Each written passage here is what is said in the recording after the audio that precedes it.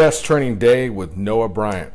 And Noah is who I'm referring a lot of my strength athletes to for nutritional stuff. He's the best, so we're going to have his contact information through Instagram and his website at the bottom of this video. So today we're going to look at one of his chest workouts again because his chest has come up tremendously. And so we started off with a giant set, as you see here.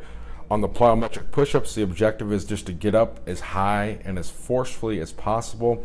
And on the incline press, it's a very slight incline. It's a 15-degree incline, getting the slow eccentric down, and then he's popping the weight back up explosively as he can. So the idea here with the incline here is sort of like I can say it's sort of like a two-part type of thing. We're kind of maximizing both kinds of muscle tension because we've talked about before about intentionality and being able to flip that switch. So part A of flipping that switch for muscle growth here on the incline is getting that slow eccentric, because Noah is a former national champion in the shot put, so he's never done any of that slower eccentric work. So when he does that, it's huge for him, and it's also great for a lot of people if you're not able to experience any sort of mind-muscle connection. One of the simplest ways to do it many times, it's not easy obviously because you're a lot more time under tension, is to slow down the negative. So is it the same way of overloading the eccentric as like you would with weight releasers? Of course not, but it's a great way to prolong time under tension and build that mind-muscle connection. So what I mean by it being two-part there is you have the intentionality. You can flip that switch. So he's doing the slow negative. He's trying to feel the muscle contract. Purposeful intention on the pecs.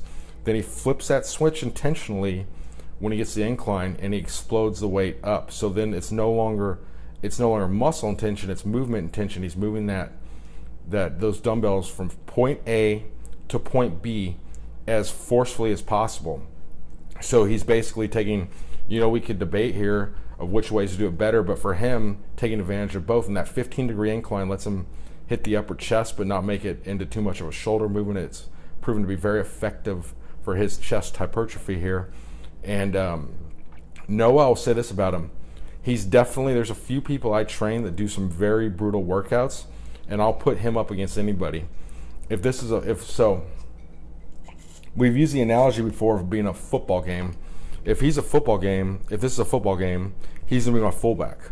We're going to run a very simple I formation. He's going to run off center, straight up the middle. He'll sometimes go off guard, and maybe if we're going to go a little out, he'll go off tackle. And I'm going to give him 40 carries a game. He's a utility. I mean, he's just a blue-collar dude.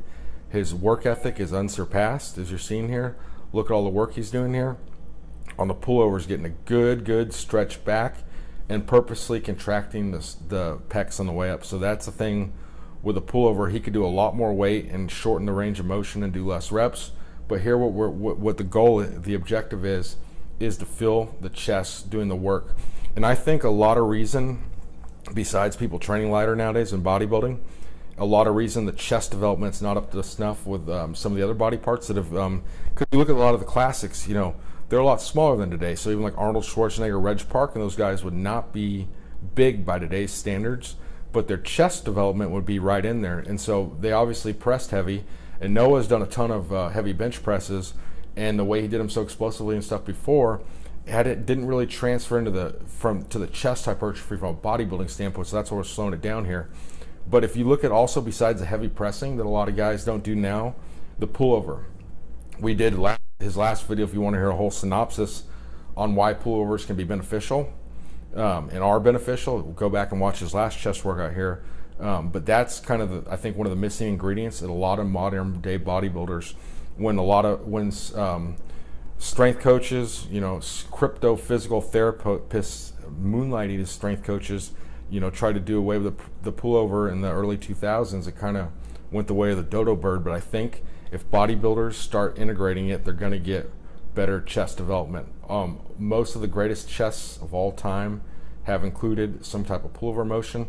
With a dumbbell barbell, it seems to hit the chest most effectively, and I think there was even an EMG study on that. And then with cables and such, it seems it hits the lats a little better, but obviously you're going to get some lats doing it this way as well. We're not trying to just fully get the chest here, but he definitely wants to purposely contract it there. So the TRX fly, okay, we're not married to one way of doing things. So this could be, it's not some kind of like goofy functional training, turned over a new leaf in my life. I went to, California and had some GMO-free beer and some gluten-free bread or something, and decided that we're going to only use TRX. This is a very, I don't care. I'm a total whore when it comes to getting results. All I want to do is get results for people. And I tried these at 24-Hour Fitness one day. They had this, and my chest was so sore, so I've included these here.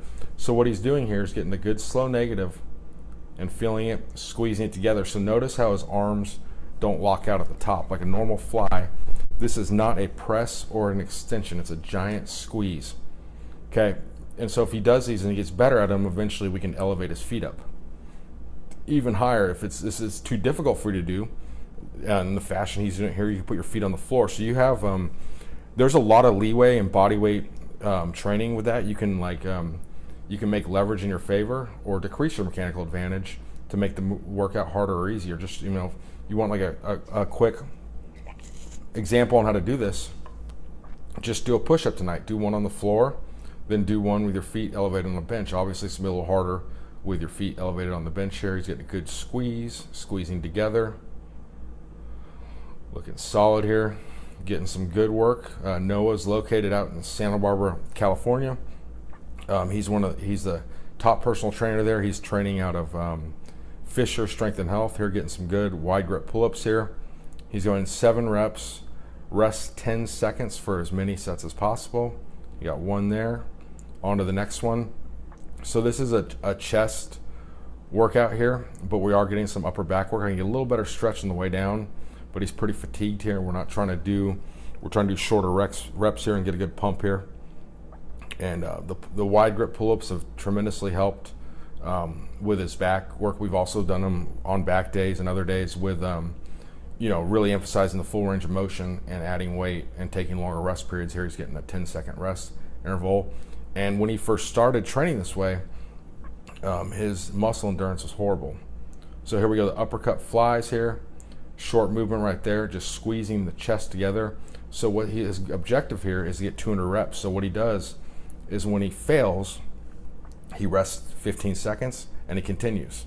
Okay, and you keep doing that until you hit 200 reps, and he's not lowering the weight to go. So he's getting a good muscle and tension there. So this would be one of the ones I'd call, it's not like a dangerous movement or anything, but it's a more advanced movement, because if you're having problems with that mind-muscle connection, you could easily make this into some sort of pseudo bicep curl, and that's not what you want here. You want to hammer the chest here. And since he's been doing more bodybuilding training, he feels these quote unquote in the right places. He has great kinesthetic awareness since he started training this way. It took a little while, but he's onto it, and obviously the changes in his physique kind of give you the proof in the pudding there.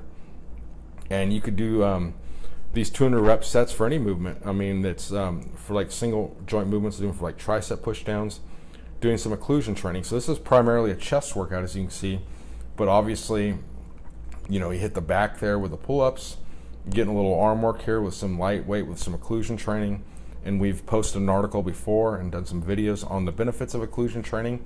If you want to see a more in-depth analysis and you don't like to read, go back and look in the arms playlist, and you can see some of the work we've done with Tyrus Hughes with occlusion training.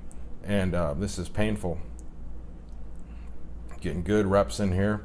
He's a tough dude. I promise you this hurts at some point. If you've never done it before, I think a good guideline is for tightness. You want to do it, start at about a pain level of about 7 out of 10 before you start the set. And you want to put those ties up as high as you can in your arm, right there. And getting good sets here. And here he goes again. Just so the movement you choose for your arms here is not so important.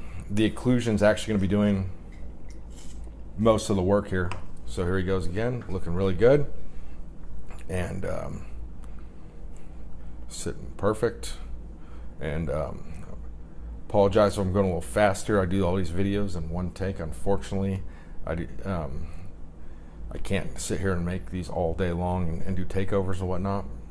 I'm sitting in a hotel room in Tuscaloosa, Alabama right now, getting ready for the big bench press meet tomorrow. And here we go. We're going to do some more work with Noah. We're going to show one of his grueling leg workouts next. And please like, share, and subscribe to the videos. Make sure you click on the links at the bottom so you can check Noah out and follow him too, and follow his progress. I really hope he takes the natural bodybuilding stage. He's looking ready.